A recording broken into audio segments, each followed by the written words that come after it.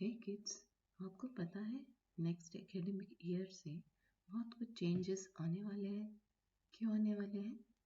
क्योंकि main stream education और vocational education को साथ में लाया जा रहा है।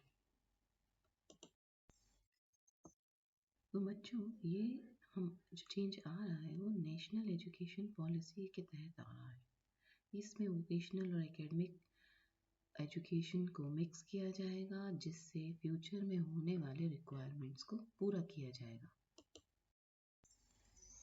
तो बच्चों, स्कूल लेवल पर अगर देखा जाए तो 4 लेवल होंगे नेशनल क्रेडिट फ्रेमवर्क के तहत, और हर बच्चे का एकेडमिक बैंक ऑफ क्रेडिट भी बनाया जाएगा, जिसमें ये देखा जाएगा कि किस बच्चे ने किस विषय में कितने घंटे दिए।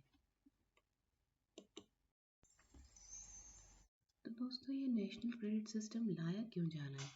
क्या आप जानते हैं कि भारत की कुल जनसंख्या का 62% 15 से 59 साल के लोगों का है, और गहरा देखा जाए तो 54% जो है वो 25 साल के कम लोगों से बना हुआ है। तो देखिए, इतना सारा यंग फोर्स है हमारे पास, तो उसका डेटाबेस भी उतना ही स्ट्रांग होना चाहिए। इसीलिए ये सिस्टम लाया गया है।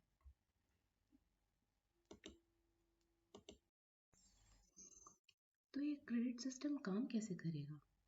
इसमें एक क्रेडिट अर्न करने के लिए हर बच्चे को कम से कम 30 घंटा एक सब्जेक्ट पे देना पड़ेगा। ठीक है? तो इस तरीके से हर सब्जेक्ट पे बच्चे को 240 घंटे देने पड़ेंगे, और कम से कम 5 विषय में ये समय देना पड़ेगा। तो इस हिसाब से अगर देखा जाए तो 240 गुणित 5, तो 1200 घंटे हर साल 5 सब्जेक्ट में देना पड़ेगा बच्चों को, और 5 सब्जेक्ट में 8 क्रेडिट पॉइंट के हिसाब से 40 क्रेडिट पॉइंट हर साल हर बच्चे को अर्न करने होंगे, जो कि समय देकर देने के बाद अर्न किए जा सकते हैं।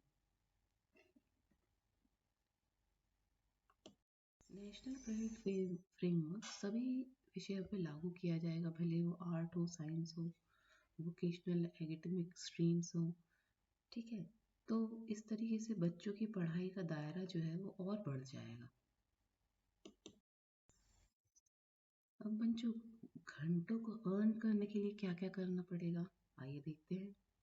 तो इसमें class room teaching, learning hours, lab work, projects, yearly half yearly examination test, assignments, experimental learning या performing art, music, debate, discussion, essay writing, story writing competition, celebration of festival in institutes, music performance, drama, other contest, sports game इत्यादि शामिल होंगे। इसके साथ साथ और भी activity है।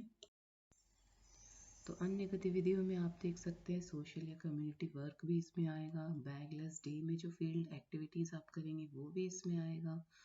वोकेशनल एजुकेशन ट्रेनिंग, स्किलिंग या माइनर या मेजर प्रोजेक्ट वर्क असाइनमेंट भी इसमें आएंगे। फील्ड विजिट्स भी आएंगे, इंटर्नशिप, अप्रेंटिसशिप, ये सब भी इसमें आएगा। ब्लेंडेड ऑनलाइन और डिजिटल लर्निंग, बच्चों इस पे ज़रूर आप सभी फोकस करिए, क्योंकि ये सब फ्यूचर है, स्टडीज़ का फ्यूचर है, आपके डिफरेंट टाइप्स ऑफ एजुकेशन का। तो ये बहुत ही अच्छा है, इस पे भी फोकस करिए। सेल्फ स्टडी भी आएगा और any other type of learning भी आएगा। जो भी आपके स्कूल्स डिसाइड करेंगे वो सब कुछ इसमें आएगा। तो आपको जैसा कि आपके टीचर्स बोले जाएंगे, आपको वो सारे घंटे कवर करने होंगे, उसका असेसमेंट होगा और आपको क्रेडिट पॉइंट्स दिए जाएंगे। अगर क्लास वाइज बात की जाए तो प्री प्राइमरी लेवल पे और इस पे आपको 800 घंटे देने हैं। तीसरी से 5वीं कक्षा के बच्चों को 1000 घंटे, और 6वीं से 8वीं के बच्चों को 1200 घंटे, और जो 9वीं से 12वीं है उनको भी 1200 घंटे अर्न करने पड़ेंगे। तो बच्चों, क्रेडिट सिस्टम आने के बाद आपके विषय भी बढ़ जाएंगे, जैसा कि गवर्नमेंट ने निर्धारित किया है। 10वीं के छात्रों को 3 लैंग्वेज सब्जेक्ट और 7 मेन सब्जेक्ट पढ़ने पड़ेंगे, और 12वीं के छात्रों को 2 लैंग्वेज सब्जेक्ट और 4 मेन सब्जेक्ट पढ़ने पड़ेंगे। तो लैंग्वेज सब्जेक्ट में कोई भी भारतीय भाषाएं शामिल हैं, आप ले सकते हैं। अगर आपकी मदर टंग पहले से ही कोई दूसरी भाषा है जैसे मराठी बंगाली तो आपके लिए बहुत एडेड एडवांटेज है क्योंकि आप उस भाषा में पहले ही माहिर हो चुके होंगे। तो बच्चों इस तरीके से आपके सब्जेक्ट्स तो बढ़ेंगे ही, लर्निंग एक्टिविटी भी बढ़ेगी। तो ये गवर्नमेंट का एक बहुत अच्छा प्रयास है आपके सभी पढ़ाई की गतिविधियों को रिकॉर्ड करने का। तो बच्चों बस फटाफट तैयार हो जाइए अपने क्रेडिट पॉइंट्स अर्न करने के लिए।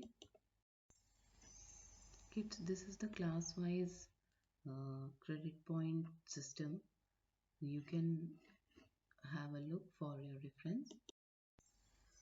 अब बच्चों गवर्नमेंट का ऐसा कहना है कि स्टूडेंट, इंस्टीट्यूट, गवर्नमेंट और इंडस्ट्री इन सभी का फ़ायदा होगा अगर नेशनल क्रेडिट फ्रेमवर्क लागू हो जाता है। स्टूडेंट्स के लिए तो इसलिए अच्छा है कि हर तरह की लर्निंग आर्ट जो है वो रिकॉर्ड होती जाएगी, चाहे वोकेशनल हो, एकेडमिक हो, ठीक है। और मल्टी डिसिप्लिनरी एक्टिविटीज़ जो है वो भी अब दिखाई देगी कि कौन सा बच्चा कितनी सारी एक्टिविटी में इन्वॉल्व है। तो तीसरी बात ये है कि फ्लेक्सिबिलिटी रहेगी बच्चों के लिए, वो जब चाहें जिस तरीके से चाहें अपने आवर्स कंप्लीट कर सकते हैं। और ये लाइफ लॉन्ग लर्निंग रहेगा, इसका डेटाबेस हमेशा रेडी रहेगा कि किस बच्चे ने किस क्लास में कौन सी एक्टिविटीज़ की।